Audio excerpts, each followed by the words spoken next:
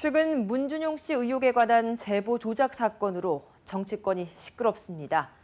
대선 직전 국민의당의 폭로가 결국 증거 조작으로 드러나 주모자가 구속되는 사태까지 이르렀습니다.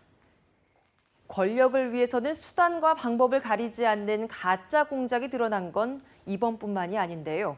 이번 주 여의도 족집게에서는 과거 대선 때마다 표심을 농락했던 공작 사건들을 홍재성 기자가 되돌아봤습니다.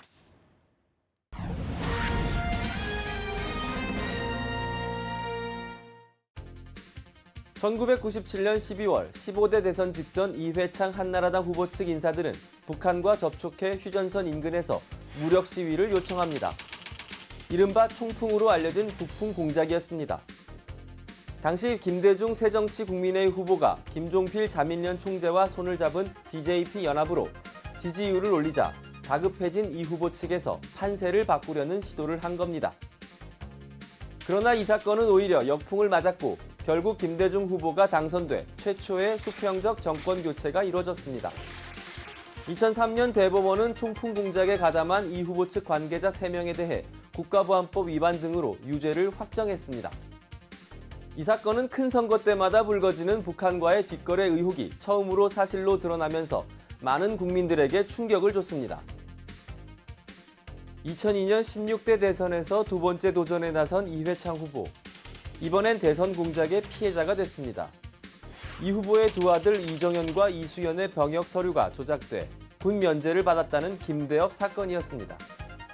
김대엽 씨는 같은 부사관 출신인 김도술 씨의 녹음 테이프도 공개했습니다. 녹음 테이프는 결국 증거 조작으로 결론났고 김대엽 씨는 대법원에서 명예훼손과 무고 등으로 1년 10개월형을 받아 복역했습니다. 병풍 사건은 조작된 것으로 드러났지만 병역 비리에 민감한 젊은 층의 공분을 사면서 이 후보에게 큰 악재가 됐습니다.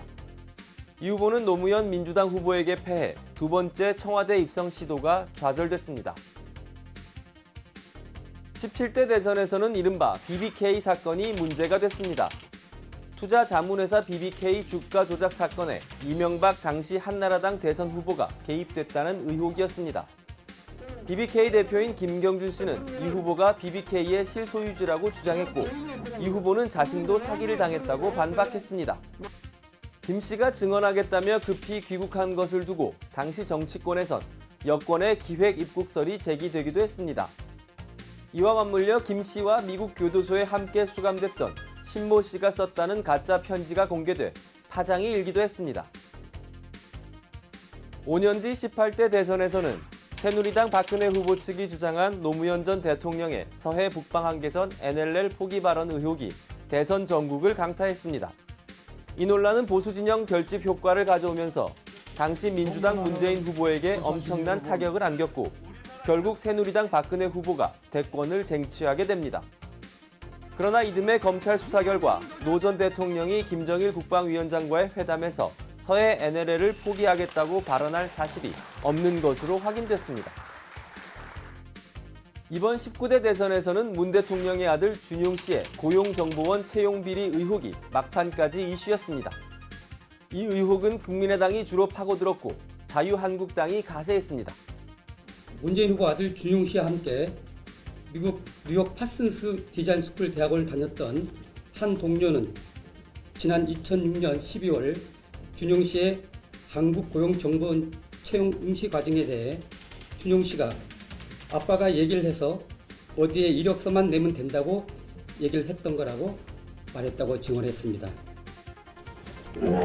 얘기를 해서 어디에 이력서만 내면 된다고 얘기를 했던 것 같은데 아빠가 하라는 대로 해서 그렇던 걸로 나는 그렇게 알고 있었어. 그러나 국민의당이 폭로의 근거로 제시한 녹취 파일은 검찰 수사를 통해 완전히 조작됐다는 사실이 확인됐습니다. 녹취 파일까지 등장했다는 점에서 여러모로 김대엽 사건과 닮았습니다. 조작을 주도한 당원 이유미 씨는 결국 쇠고랑을 찾고 이 사건은 국민의당의 존립마저 위협할 정도로 엄청난 후폭풍을 일으키고 있습니다. 그렇다면 대선 때마다 빠지지 않는 거짓 공작은 왜 일어나는 걸까요? 전문가들은 우선 승자가 모든 것을 갖게 되는 대통령 선거의 구조에서 그 이유를 찾습니다. 대선에서 이기면 모든 권력을 거머쥘 수 있기 때문에 수단과 방법을 가리지 않고 이기는 방법에만 몰두한다는 겁니다. 특히 박빙의 승부에서는 의혹 하나로 판세가 뒤집힐 수 있기 때문에 경쟁 후보를 겨냥한 네거티브 공세나 공작에 대한 유혹을 뿌리치기가 쉽지 않다는 분석도 나옵니다. 그러나 국민들 입장에선 수단 방법을 가리지 않고 이기려고 사실관계를 조작하는 대선 공작은 더 이상은 보고 싶지 않은 정치권의 적폐임이 분명합니다. 앞으로 있을 대선은 물론 총선, 지방선거 등 각종 선거에서 더 이상은 유권자들의 눈을 흐리는 조작과 꼼수가 나타나지 않고 후보들이 페어플레이를 하길 기대해봅니다. 지금까지 여의도 쪽집게였습니다. 이번 사건에서 국민의당은 당원의 거짓 제보를 바탕으로 네거티브 공세를 했다는 것만으로도 이미 정치적 도의적 책임에서 벗어날 수 없게 됐습니다. 절체절명의 위기의식을 갖고 자숙하는 자세로 현명하게 처신하기를 바랍니다.